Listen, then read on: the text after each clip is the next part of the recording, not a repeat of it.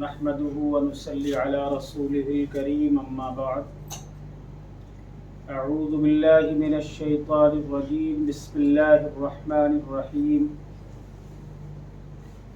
سورۃ النازعات مکیۃ 30ویں پارے کی دوسری سورت جس کا نام سورہ نازعات ہے. یہ سورت بھی مکہ مکرمہ کے اندر نازل ہوئی. 46 آیتیں ہیں اور 2 رکوع ہیں اس کے اندر. اس سورت کا مضمون بھی وہی قیامت کا برپا ہونا، میدان محشر میں تمام انسانوں کا جمع ہونا اور دوبارہ زندہ کیا جانا، حساب و کتاب ہونا. اس صورت کے اندر بھی وہی آخرت کا منظر پیش کیا گیا ہے، لیکن اس مضمون کو اللہ نے فرشتوں کی قسمیں کھا کر کے بیان کیا ہے. حالانکہ اللہ کو ضرورت نہیں کسی چیز کی قسم کھا کر کے اپنی بات کو مؤکد کرنا، لیکن اللہ رب العزت نے انسانوں کو سمجھانے کے لیے کہ قسم کھا لینے کے بعد جو چیز بیان کی جاتی ہے، جو کہی جاتی ہے، اس کے اندر زیادہ اثر ہوتا ہے. تو اللہ رب العزت فرما رہا ہے وَالنَّازِعَاتِ غَرْقًا، قسم ہے ان فرشتوں کی جو روح نکالتے ہیں ڈبکی لگا کر کے. مراد وہ فرشتے کہ جو برے لوگوں کی، کفار و مشرکین کی، فاسق و فاجر کی روحیں اس طریقے سے نکالتے ہیں کہ اندر جا کر کے پور پور میں گھس کر کے ان کی روح ڈبکیاں لگا کر کے نکالتے ہیں.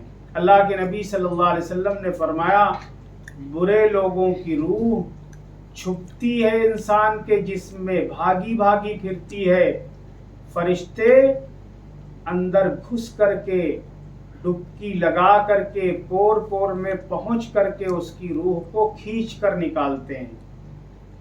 تو ان فرشتوں کی قسم، میرے استاذ محترم حضرت مفتی شکیل احمد صاحب فرماتے تھے جب ہم لوگوں کو اس کا ترجمہ اور اس کی تفسیر پڑھائی تو آپ نے فرمایا قسم ان فرشتوں کی جو روح نکالتے ہیں جیسے کسی برتن کے اندر کھرچنی کھرچ کر کے نکالی جاتی ہے، اس طریقے سے اللہ رب العزت جو ہے برے لوگوں کی روح فرشتوں کے ذریعے نکلواتا ہے. تو اللہ رب العزت قسم کھا رہا ہے ان فرشتوں کی جو روح نکالتے ہیں ڈبکی لگا کر کے. مراد بڑی سختی کے ذریعے. ایک حدیث کے اندر آتا ہے کہ برے لوگوں کی روح ایسے نکالی جاتی ہے کہ جیسا کوئی ریشم کا کپڑا خاردار کانٹے دار شاخ کے اوپر ڈال دیا جائے اور پھر اس کو کھینچا جائے تو جیسے اس کے دھاگے کانٹوں کے اندر پھنستے ہوئے آئیں گے. وہ کپڑا کھینچنے میں بڑی دشواری ہوگی کیونکہ اس کے دھاگے کانٹوں میں پھنسیں گے. اسی طریقے سے برے لوگوں کی روح انسان کے جسم میں چھپتی پھرتی ہے کیونکہ اس کو ایسی جگہ پر جانا ہے کہ جہاں کی اس کے جسم نے کوئی تیاری نہیں کی ہے، اس لیے وہ بھاگتی ہے ادھر ادھر. تو اللہ رب العزت نے ان فرشتوں کی قسم کھائی کہ ان فرشتوں کی قسم جو روح نکالتے ہیں ڈبکی لگا کر کے.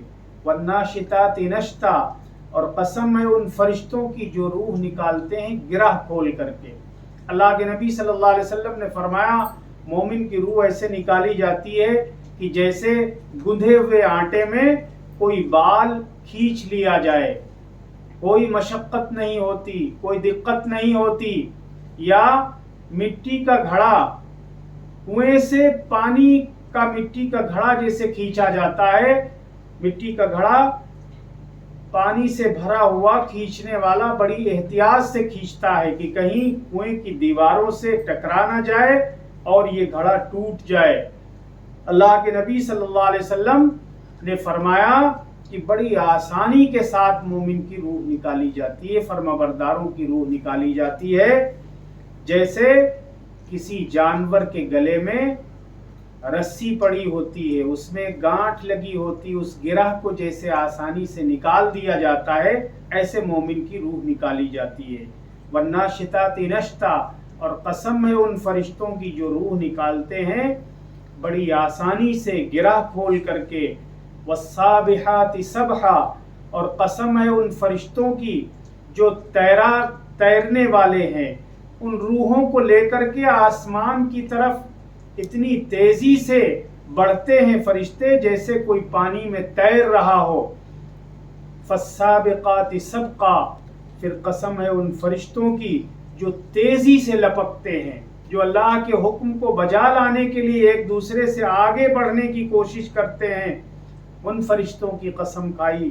پھر اللہ تعالیٰ فرما رہا ہے فالمدبرات امرا، اور جو حکم اللہ کی طرف سے ملتا ہے اس کا پورا انتظام کرنے والے ہیں، تدبیریں کرنے والے ہیں، اچھی روحوں کو علیین میں انتظام کرتے ہیں، لے جا کر کے رکھتے ہیں، اور بری روحوں کو سجین میں جا کر کے جمع کرتے ہیں، وہاں ان کے الگ الگ رجسٹر ہیں۔ علیین کے اندر ایک رجسٹر ہے جس کے اندر فرما برداروں کی روحیں اور ان کے نام اندراج کر دیے جاتے ہیں، روحیں جمع کر دی جاتی ہیں، اور سجین کے اندر ایک رجسٹر ہے، وہاں ان کے نام لکھ دیے جاتے ہیں اور وہ روحیں وہاں جمع کر دی جاتی ہیں۔ اب اللہ تعالیٰ فرما رہا ہے یوم ترجف الراجفہ، کہ جس دن بھونچال ہلا ڈالے گا، جس دن ہلا ڈالنے والی چیز ہر چیز کو ہلا ڈالے گی۔ مراد اس سے پہلا سور ہے کہ حضرت اسرافیل علیہ السلام جب سور پھونکیں گے تو دنیا کی ہر جاندار چیز، ہر شے ٹوٹ پھوٹ کر فنا ہو جائے گی، تمام زندہ جو ہے وہ مردہ ہو جائیں گے۔ آپ نے سنا ہوگا کہ پہاڑ روئی کے گالوں کی طرح اڑتے پھریں گے، اور چاند و سورج کو لپیٹ کر سمندر میں ڈال دیا جائے گا، بے نور کر دیا جائے گا، ستارے آسمان سے جھڑ جائیں گے، آسمان دروازے ہو جائے گا۔ اس سے پہلی صورت میں بھی یہ مضمون آ چکا ہے۔ تو اللہ تعالیٰ کہہ رہا ہے کہ جس دن وہ ہلا ڈالنے والی چیز ہر چیز کو ہلا ڈالے گی، تتبعها الرادفہ، اس کے پیچھے آنے والی چیز آ جائے گی۔ مراد دوسرا سور ہے، جب دوسرا سور پھونکا جائے گا تو ہر چیز بحال ہو جائے گی، ہر چیز صحیح سالم ہو جائے گی، تمام مردہ زندہ ہو جائیں گے، اور حساب و کتاب کے لیے اللہ رب العزت سب کو جمع کرے گا۔ وہ دن کیسا ہوگا؟ قرآن کریم منظر کشی کرتا ہے۔ اللہ رب العزت فرماتا قلوب یومئذ واجفہ، اس دن تمام دل کانپ رہے ہوں گے، تھرا رہے ہوں گے دل، اور دھڑک رہے ہوں گے، دل کی دھڑکنیں بڑھ جائیں گی۔ ابصارها خاشعہ، اور نگاہیں جھکی ہوئی ہوں گی، آنکھیں چندھرا جائیں گی، دیدے ہونے کے باوجود سجھائی نہیں دے رہا ہوگا، مارے شرمندگی کے آنکھیں جھکی ہوئی ہوں گی۔ یقولون ائنا لمردودون فی الحافرہ، وہ کہیں گے کیا ہم کو دوبارہ پہلی حالت کی طرف لوٹایا جائے گا؟ کیا ہم کو دوبارہ زندہ کیا جائے گا؟ اہل مکہ جو پہلے مخاطب ہیں ان کو یہی چیز ماننے میں بڑی دشواری ہوتی تھی، کیا اللہ تعالی ہم کو دوبارہ زندہ کریں گے جبکہ ہم مٹی میں مل جائیں گے؟ اور بعض تو اپنے وصیت کر جاتے تھے کہ میرے لاشے کو جلا کر میری راکھ آدھی سمندر میں ڈال دینا اور آدھی ہوا میں اڑا دینا۔ کہاں اللہ تعالی ہم کو پائیں گے جو ہم سے حساب و کتاب لیں گے؟ اللہ رب العزت کہہ رہا ہے کہ وہ دن جب آئے گا تو وہ لوگ کہیں گے کیا ہم لوگ پہلی حالت میں لوٹائے جائیں گے؟ اذا کنا عظاما نخرہ، عظام ہڈی کو کہتے ہیں، نخرہ وہ بوسیدہ اور بھربھری ہڈیاں، تو کہتے ہیں کہ کیا جب ہم لوگ بھربھری ہڈیاں ہو جائیں گے، سڑ گل کر کے ہماری ہڈیاں بوسیدہ ہو جائیں گی، تب اللہ تعالی ہم کو دوبارہ زندہ کرے گا؟ قالوا تلک اذا کرۃ خاسرہ، کہنے لگے اگر ایسا ہوا تو یہ بڑے گھاٹے کا لوٹنا ہوگا، بڑے خسارے کی واپسی ہوگی، تیاری کچھ بھی نہیں وہاں کی، اور دوبارہ زندہ کر کے اگر اللہ حساب و کتاب لے گا تو یہ واپسی بڑے گھاٹے کی واپسی ہوگی۔ کیا ہوگا وہاں؟ فَإِنَّمَا هِيَ زَجْرَةٌ وَاحِدَةٌ۔ پھر وہ کہنے لگے کہ ارے یہ تو ایک ہڑکی ہے، یہ تو اللہ کی طرف سے ایک ہڑکی ہے جو ہم کو ہڑکایا جا رہا ہے، کچھ نہیں ایسا ہوگا۔ اپنے دلوں کو تسلی دینے لگے کہ ایسا کچھ نہیں ہوگا، یہ صرف ایک ہڑک ہے اللہ کی طرف سے۔ یہ بھی کہتے تھے قالوا تلک اذا کرۃ خاسرہ، اگر ہمیں واپس کیا گیا تو یہ دوبارہ زندہ کیا جانا ہمارے لیے خسارے کا ہوگا، بڑے گھاٹے کا ہوگا۔ پھر تسلی دیتے دل کو فإنما هي زجرۃ واحدہ، کہ نہیں یہ تو اللہ کی ایک ہڑک ہے جو ہم کو ہڑکا رہے اور دھمکا رہے ہیں۔ فإذا هم بالساہرہ، اللہ تعالیٰ کہہ رہا ہے کہ اچانک جو ہے ایک میدان میں ہوں گے، ایک کھلے میدان میں جمع کیے جائیں گے سب کے سب، دادا آدم سے لے کر کے قیامت تک کے جتنے انسان ہیں سب کے سب اس میدان کے اندر جمع ہوں گے۔ اور حدیث کے اندر آتا ہے کہ سب مادرزاد جیسے ننگے پیدا ہوئے تھے اس طریقے سے سب ننگے ہوں گے، کسی کے جسم پر کپڑا نہیں ہوگا سوائے جناب محمد رسول اللہ صلی اللہ علیہ وسلم، انبیاء کرام کے، اور کسی کے جسم پر کوئی لباس نہیں ہوگا۔